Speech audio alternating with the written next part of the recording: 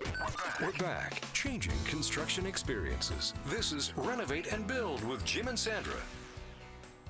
Good morning. We hope you're enjoying your Saturday morning. We thank you for taking the time to join us here on Renovate and Build. Sandra, we got some great feedback from our listeners last week, 2 messages after the show with some phenomenal questions. What do you think? We got time for a couple of questions? Of course, fire away. Okay, let's do it. This first one is from Linda H. of Port Coquitlam. She is curious why contracts and trades always ask for so much money up front, even before the work has started. And she feels that no other industry really works like this, and she's completely uncomfortable by this process, and it's rarely kind of accounted for, and the correct paperwork is provided.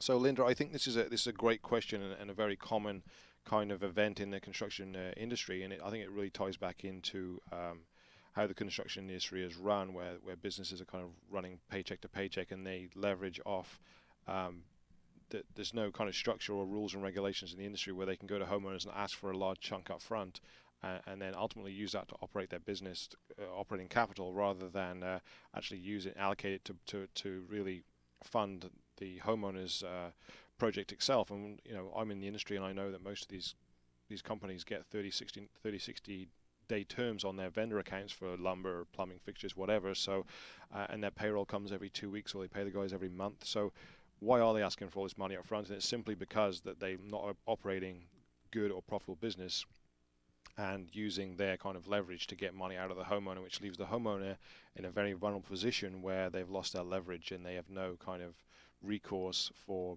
getting these people back and on track, or they don't show up for days, or there's a quality deficiency. So we tolerate what's going on, is what happens. Tolerate what's going on, yeah, and just and I think it's homeowners are used to being asked for these large sums of money, and it's if the business is structured correctly, then they really shouldn't be asked for these kind of money. And what should happen, Jim?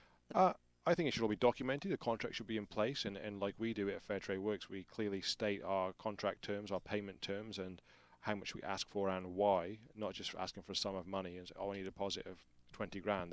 We actually document that and explain to the homeowner why we want that and at what stage, and we don't ask for large deposits up front, so that the homeowner is, and we are always in the leveraged position of making sure that work is done on time and the quality that we insist on at Fairtrade Works before we transact the money to the contracts and trades. So we always keep control, and through our contracts and timelines, the homeowner knows exactly what is coming and why, so they can prepare their financial, structure their finances, because we're not talking about buying in some candy at the candy store where they got to get a couple of dollars. We're talking large sums of money. So we take care of all that for the homeowner. Let's slip in one more quick question here Sure. before we get to product face-off. It's a question from Ronnie. He's from Surrey. He'd like to know more about renovations and what he can do, or what you recommend he does before he sells his home, so he's going to get a good return on his investment. Yeah, at Fairtrade Works, we believe strongly in the construction process not just being a construction process from the end product, but being a financial investment, right? So I always think construction should be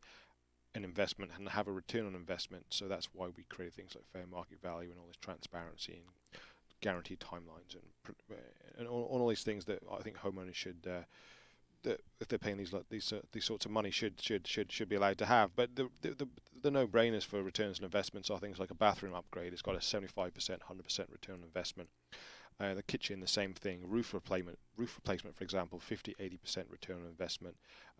Hardwood floor is 75. Hardwood floor is a 75% return on investment. So, these are great returns on investments if it's done correctly. If you get the right people involved, it's okay saying, "Oh, I'm going to go and get a bathroom done." Just go ahead and get it done. If you don't get the right people involved, you're not paying the right price point, you're not getting the right products, you're not getting the right quality, then you're going to get zero return on investment or less than return on investment. So that's why we always sit with our clients at the beginning and ask them their goals about, yeah, sure, you want a bathroom, but let's get a double win here and make sure the price point is right, the quality's right. You're choosing the right fixtures and fittings for longevity, and we're delivering something that's a huge success, not just for upgrading your home or aesthetics, but help you in your financial growth. We do have a renovation return infograph that we'd like to be able to give out to our listeners as well. If you'd like one of those copies, you can email us at radio@fairtradeworks.biz. And also on our Facebook page, that's facebook.com/renovate-build. We have the link there that we'll put up right after the show, so you can also see that there. It's really helpful for people like me that don't know anything about construction and to know what are some of the, and this isn't by us, by the way, that our source is the Appraisal Institute of Canada. So these numbers are well researched, yes.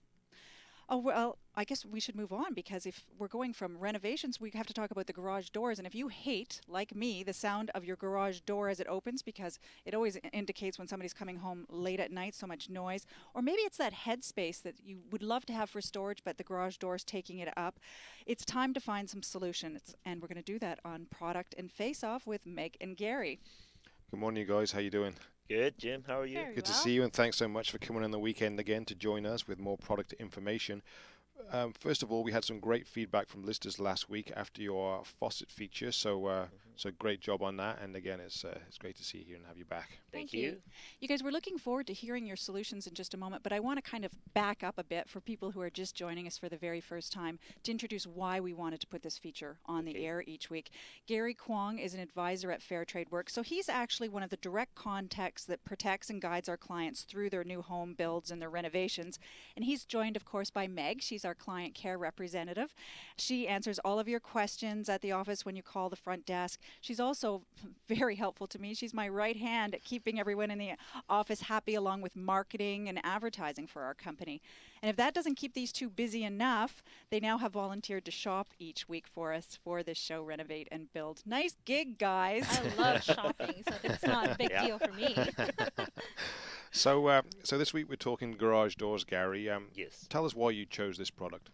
Okay, because first of all, I've seen this product the first time around in a trade show, and the moment I saw it, I know this is different and people would like it. So just last month, I've recommended this product to one of my clients. We just installed it last week, and I've got an email from her saying how much she loved it and how big of a difference it's making to her house. Yeah, people just don't think about garage doors, right? Like they don't know there's options. So Yeah. Well, like yeah. construction, we go with what we've known or Yeah. somebody else has done for years and years, right? When I think of garage doors in the old days, I always think of Yes. Trying to sneak in the house late at night, right? yeah, you just can't go Good out at night. sound effects, Gary.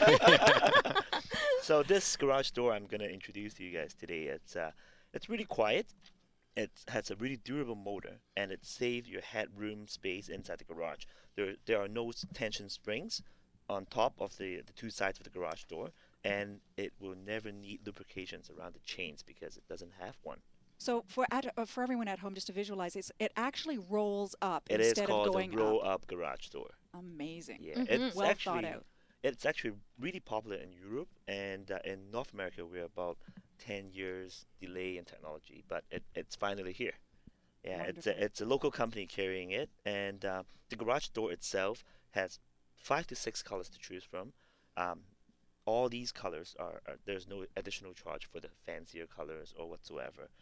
It comes with a wall mount control and the 2 remote control for your cars. And for example, the one that we just installed for our clients, roughly priced at around $1,200. Fantastic. Yeah, yeah, it's really good. And I'm Meg- loving it. I'm sure you are. I'm a little more traditional, and the product that I'm featuring today is a little more traditional in design and style. It's the Clopay garage door, but this time around we're featuring it with the LiftMaster 8500 garage door opener. So mine is a combo compared to Gary's. Gary's is just one product, mine is two. But what the beauty of this is that it's great for changing environmental conditions, and we know a little something about that here in BC, right? The door itself comes with the tongue and groove section joint for optimum weather sealing. It's great for saving money on your heat bills Yes. during the for winter. those of us especially heating that garage where it's going out the bottom of it and in between the cracks. Yeah. Mm-hmm. And as for the LiftMaster, it's also good for people who are tech savvy because you can operate your garage door and turn on your lights inside the garage using your smartphone or computer. So when my kids leave the door open, it could actually control it from the office? Absolutely. I love it already. It's mine. Gadgets. yeah. Oh, and the beauty of it is, and I think this is the selling point of it all, is that if there's a power outage, there's a backup battery. So you can still have access even when there's a power outage. So and instead of that's trying to huge. pull that emergency Right, cord. right. Incredible. Mm-hmm. Okay, so let's see which door we like better. Well, all you have to do is visit facebook.com and /renovate-build, and people can actually vote on which door they like better. Now, Gary, just Vote to mine. Vote mine. Vote for mine. Mine is cheaper, Gary, 1100. Doesn't matter. Mine's all about design. Gary, to recap for yours, the name of your door is? It's called the Smart Garage Door. And it can be purchased? Yeah, locally, through us, we can contact these installers for you, and they have their own website, which is smartgaragestore.ca. And approximately how much money So again? $1,300. But $1,200 for including installation. Okay, and Yeah. Meg, a recap on your product? Right, my product is Clopay Garage Door plus the LiftMaster 8500 Garage Door Opener, and you can get it, including installation, at a little under $1,100 from Garage Door Depot at 2560 Shell Road in Richmond. Perfect. Okay, guys, thanks so much for focusing on this, not only the practicality, but also the efficiency and new Yes. technology of this kind of these garage doors. Design and gadget. Right up your alley, Gary. Good for everybody concerned about their heating bills and also noise and create some extra storage space. And unfortunately, we don't have enough time to talk about these products because we could do a whole hour just on products. And we thank you so much for taking the time to You're very research these welcome. properly.